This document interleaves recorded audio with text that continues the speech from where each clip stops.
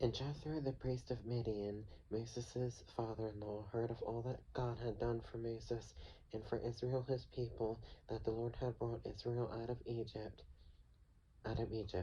Then Jethro, Moses' father-in-law, took Zipporah, Moses' wife, after he had sent her back with her 2 sons, of whom the name of one was Gershom, for he said, I have been a stranger in a foreign land, and the name of the other was Eliezer, for he said, the God of my father was my help, and delivered me from the sword of Pharaoh.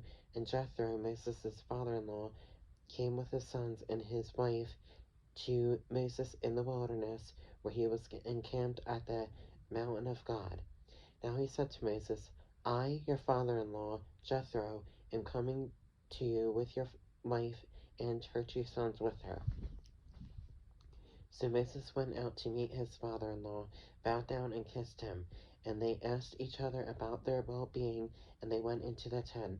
And Moses told his father-in-law all that the Lord had done to Pharaoh and to the Egyptians for Israel's sake, all the hardship that had come upon them on the way, and how the Lord had delivered them. Then Jethro rejoiced for all the good which the Lord had done for Israel, whom he had delivered out of the hand of the Egyptians. And Jethro said, Blessed be the Lord, who has delivered you out of the land of the Egyptians and out of the land of Pharaoh, and who has delivered the people from under the hand of the Egyptians. Now I know that the Lord is greater than all the gods, for in everything in which they behaved proudly, he was above them. Then Jethro, Moses' father-in-law, took a burnt offering and other sacrifices to offer to God. And Aaron came with all the elders of Israel to eat bread with Moses' father-in-law before God.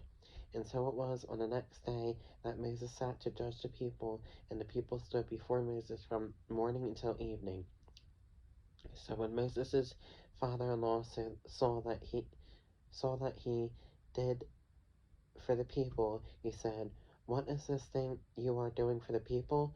Why do you alone sit, and all the people stand before you from morning until evening? And Moses said to his father-in-law, Because the people come to me to inquire of God. When they have a difficulty, they come to me, and I judge between one and another, and I make known the statutes of God and his laws. So Moses' father-in-law said to him, The thing that you do is not good. Both you and these people who are with you will surely wear yourselves out. For this thing is too much for you. You are not able to perform it by yourself.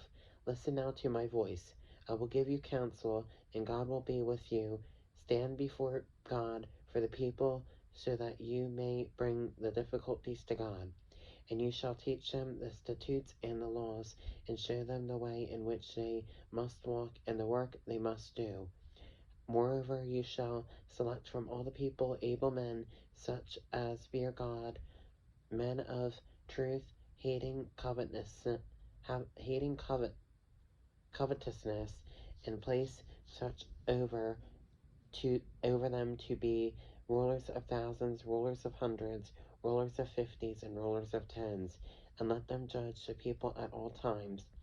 Then it will be that every great matter they shall bring to you, but every small matter they themselves shall judge. So it will be easier for you, for they will bear the burden with you. If you do this thing and God so commands you, then you will be able to endure, and all his people will also go to their place in peace. So Moses heeded the voice of his father-in-law and did all that he had said. And Moses chose able men out of all Israel, and made them heads over the people, rulers of thousands, rulers of hundreds, rulers of 50s, and rulers of 10s. So they judged the people at all times the hard cases they brought to Moses, but they judged very small case themselves. Then Moses let his father-in-law depart, and he went his way to his own land.